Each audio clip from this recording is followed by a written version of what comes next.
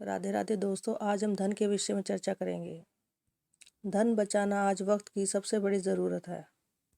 हमें धन को बचा के रखना चाहिए ताकि वह मुसीबत के समय हमारे लिए उचित समय काम आ सके। धन कमाना और धन बचाना दोनों ही बेहद ज़रूरी है। हमें धन को सोच समझ कर ही खर्चना चाहिए।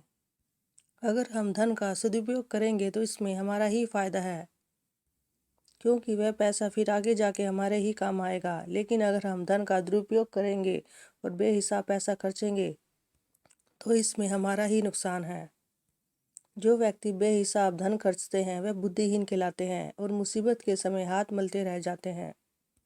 बुरे समय से बचने के लिए हमें धन को बचा के रखना चाहिए ताकि वह भविष्य में हमारे काम आ सके। इसलिए धन को बहुत ही सोच समझ के ही खर्चना चाहिए। हमारा धन क्यों नहीं बचता है? कई बार हम इतनी मेहनत करते हैं और इतना पैसा कमाते हैं, इतना परिश्रम करने के बाद भी धन बचता नहीं है। ऐसा क्यों होता है? इसके कई कारण हैं, तो आइए जानते हैं। अगर बुध कमजोर होता है तो धन आसानी से नहीं बचता है। अगर राहु और शनि की दशा खराब हो तो भी धन नहीं बचता है। अगर मुख्य ग्रह राहु या शनि के प्रभाव में हो तो धन की बचत मुश्किल हो जाती है। जब साढ़े साती की दशा हो तो और शनि खराब हो तो धन की परेशानियां जीवन में आती रहती हैं। अगर घर के बुजुर्ग बार बार बीमार हों तो भी धन नहीं बचता है। बिजनेस के प्रपोजल के बाद भी आगे बात न बढ़ना धन पर संकट के संकेत हैं। जीवन साथी या लव पार्टनर से लगातार झगड़ा होना भी धन संकट का संकेत है। घर का पालतू जानवर अगर अचानक मर जाए तो धन पर खतरा आ सकता है। यह धन ना बचने का संकेत है। जो व्यक्ति देर तक सोता है और संध्या के समय सोता है और कटे फटे पुराने कपड़े पहनता है, यह भी धन ना बचने का संकेत है।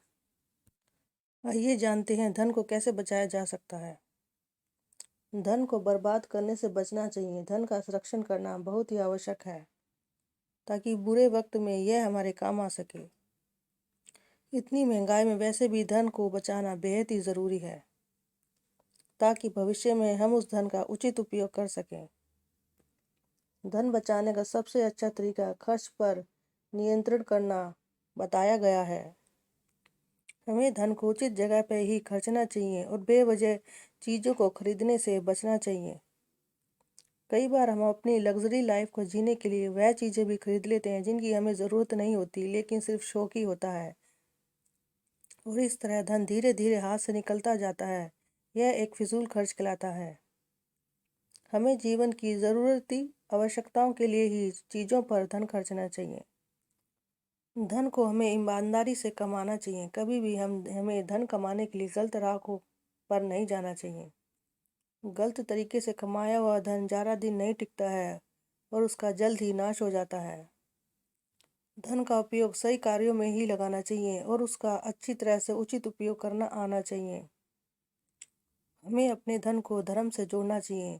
जब हमारे पास भगवान की दया से अच्छा धन है तो हमें अपने कार्य जो कि धार्मिक होते हैं उनमें हमें धन को खर्चना चाहिए।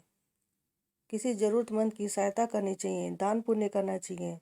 ऐसा करने से हमारे धन में वृद्धि होती है और हमारा धन पवित्र हो जाता है, शुद्ध हो जाता है और भगवान इससे हमें और अधिक देते हैं। इसलिए हमें अपने धन को धार्मिक कार्यों से जोड़ना चाहिए और दान पुण्य करते रहना चाहिए।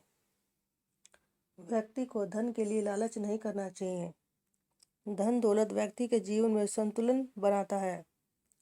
हमारे लिए उतना ही धन आवश्यक है जितनी हमें ज़रूरत है। भोग विलास में धन खर्च करने से बचना चाहिए। ये भी एक फिजूल खर्च होता है। इससे भी धन बचने की कोई उम्मीद नहीं रहती है। हमें अपने जीवन की ज़रूरतों को पूरा करने के लिए ही खर्च करना चाहिए और धन को उचित कार्यों में ही लगाना चाहिए।